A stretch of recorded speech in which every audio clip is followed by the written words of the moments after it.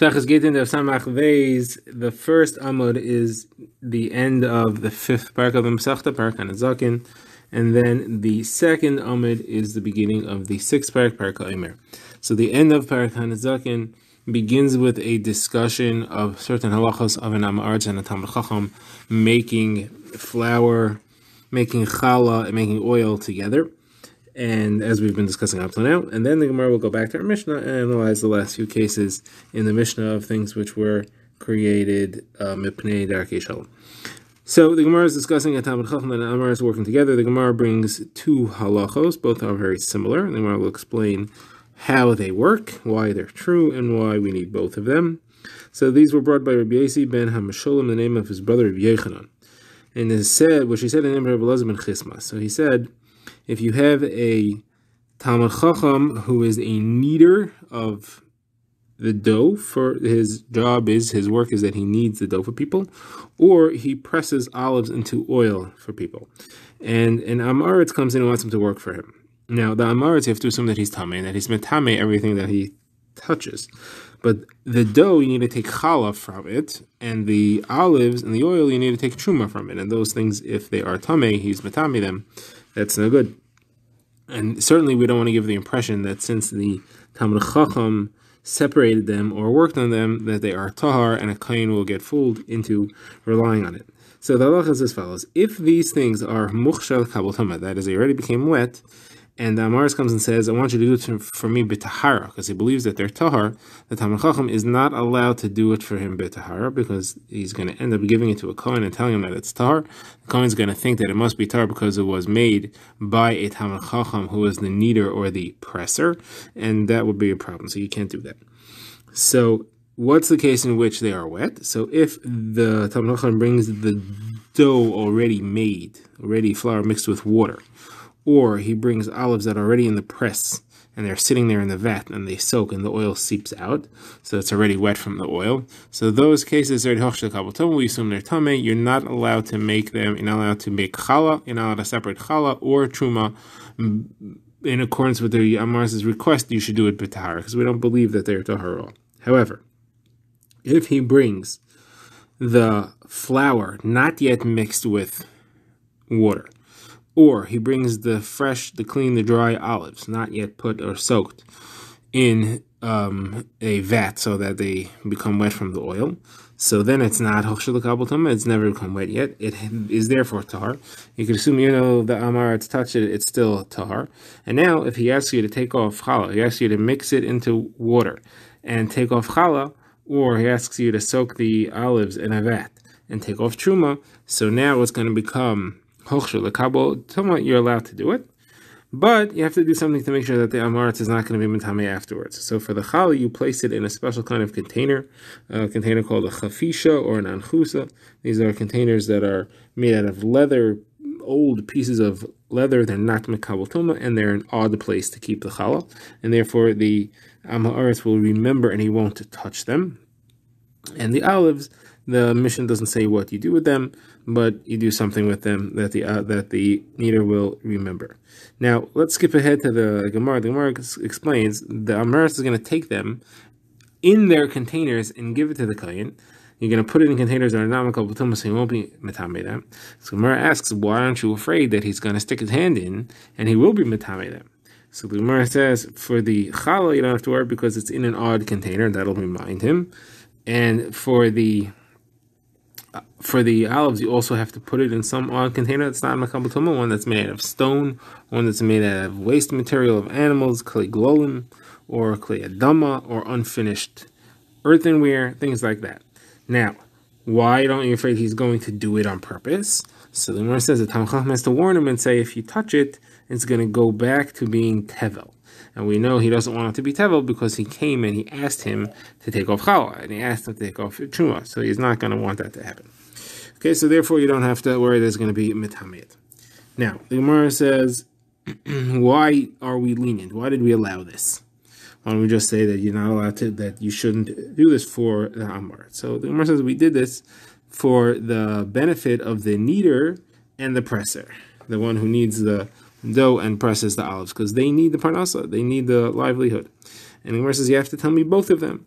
because each one has a reason that I would have thought it was only him. The kneader doesn't get paid a lot, so I would think maybe we only allow him if it only said that you can do this for the kneader. But the presser gets paid more. On the other hand, the presser doesn't work very often. His job is very seasonal. So if you only said him, I'd think that maybe we allowed it because he doesn't get a lot of work at all, even though he gets paid a lot per work. However, for the dough, I would have thought not. And therefore, you have to say both of these cases. Gemara asks one final thing. If we're talking about that the challah and the truma is going to be put in kalim that are not makabel tumah, why does it have to be the kalim of the chaver, of the kneader, of the dough, and of the presser of the olives? If it can't be makabel tumah, it could even belong to the Amaretz himself. Someone says, yeah, when the Mishnah says it should be the kalim of the Talmid Chacham, doesn't mean that the kalim actually have to belong to the Talmid Chacham. It means kalim that are fit for a Talmid Chacham to use because they're not makabel tumah. Okay, now we go back to the Mishnah, which has the next line there. It says that you can support an akum who's working the land in Eretz Yisrael on Shemitah. Somebody says, are you actually allowed to support an akum working land on Shemitah? Rav Dimi Bar Shishna said the name of Rav. You're not allowed to do oidrin, you're not allowed to do hoeing together with an akum on Shemitah. And a second halach he said is you're not allowed to say shalom shalom to an akum at any time. You're not allowed to say a double greeting of shalom. One you're allowed to say, but not two. So the Gemara's kasha is from the first thing he said. He said you're not allowed to hoe together with him. So Akamar Mishnah says you are. So Gemara says no, the Mishnah is not talking about where you're actually working with him. When it says machzikim yidei, it's supporting them. It just means that you're giving them a bracha. You're saying be strong. You should have strength to do well in your work. And the Gemara says that many Talmidei Chachamim would bless the akum farmers in this way. Rav Yehuda would say achazuku, have strength. Rav Sheshes would say asharta, you should be with strength. Now the Gemara goes to the second thing that Rav Dimi said, you should not give a double shalom to an akum. The Gemara says when Rav Chizda met an akum, he would greet him, he would make sure to be the first one to say shalom. Because when the greetings traditionally went that the first person to say shalom would say shalom once, and the other person would return shalom shalom twice. But keeping this halacha, he didn't want to say shalom shalom, so he made sure to say it first. Rav Kahana would say shalom lemar, shalom to the master. And in his head, he was not referring to the akum he was talking to, he was referring to his own Rebbe. Next, going back to the Mishnah said you're allowed to ask the shalom of an akum. You're allowed to be shalom b'shleiman, you're allowed to say, how are you? So Gemara says if we said that you're allowed to bless them with strength, so certainly you're allowed to be shalom b'shleiman. How's that a chiddush? So Gemara says we're talking about on the day of their holiday. And there's a halacha, you're not supposed to greet, you have to limit one's greeting of an akum on the day of his holiday, lest he go and thank his avodah zarah that you greeted him. So this is coming to teach me that even on the day of their holiday, you are allowed to say shalom. The Gemara quotes a brisa that brings these halachas out. The brisa says on the day of a akum's holiday, you're not allowed to go to his house to give him shalom. If you meet him in the market, you're allowed to say shalom, but it should be in a low voice and in a subdued kind of way that should not inspire him, and he shouldn't get excited and go think his avodah zarah. And then the Gemara brings the story here. The Gemara says Rav Huna and Rav Chizda were sitting together and they saw Geniva. We've seen Geniva a few times in this Masechta. He fought with Mar Ukva. So they saw Geniva approaching, and one of them said, let's stand up for him because he's a Talmid Chacham. The other one said, no, but he fights with people. In the meantime, Geniva reached them, and he said, Shalom alaychu malchei, shalom alaychu malchei. He said, Shalom to you kings, shalom to you kings. So first of all, he called them kings, and second of all, he repeated it. So they said, how do you know that Talmidei Chachamim are called kings? They said, there's a pasuk in the Mishlei that says, Bi melachem yamleichu, through me, meaning through the Torah, kings should reign. So those who are Isaac and Torah are called kings. And then they asked, how do you know that you should greet kings with a double shalom? So he said, that's from Rav Yehuda, name of Rav. How do you know that you greet the king with two times a shalom? Because it says, V'ruach lavsha es amosai rosh hashalishim. And the pasuk continues, and it says, Shalom, Shalom Lacha. So you see that he said Shalom twice to David ben Yishai. So Rav Chizda said to Geniva, so let Mar eat something. And he said, no, Rav Yehuda's name of Rav, it's forbidden to eat until one has fed his animals, like it says in the Shema, I'm going to give grass in your field for your animals, and only afterwards that you can eat and be satisfied. This is the end of the 5th parak of the Masechta. Now we begin the 6th parak Omer. The parak begins with a discussion of the halachas of shlichus, and we're going to compare the 2 types of shliach that can be used for bringing a get from a husband to the wife. So there's a shliach laholacha and a shliach lekabbalah. Shliach laholacha means there's a shliach on behalf of the husband to bring the get and then deliver it. So he's acting as the husband.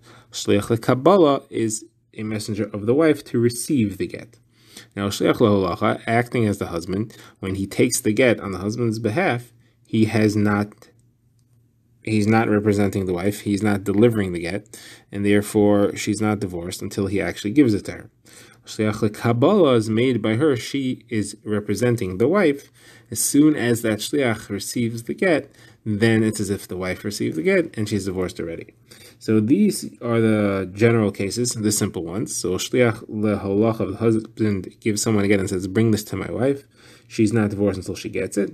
If, however, she says to someone, she makes someone a shliach lekabbalah, and the husband gives that person the get, as soon as that person receives the get, she is divorced, and he cannot change his mind, he can't take it back.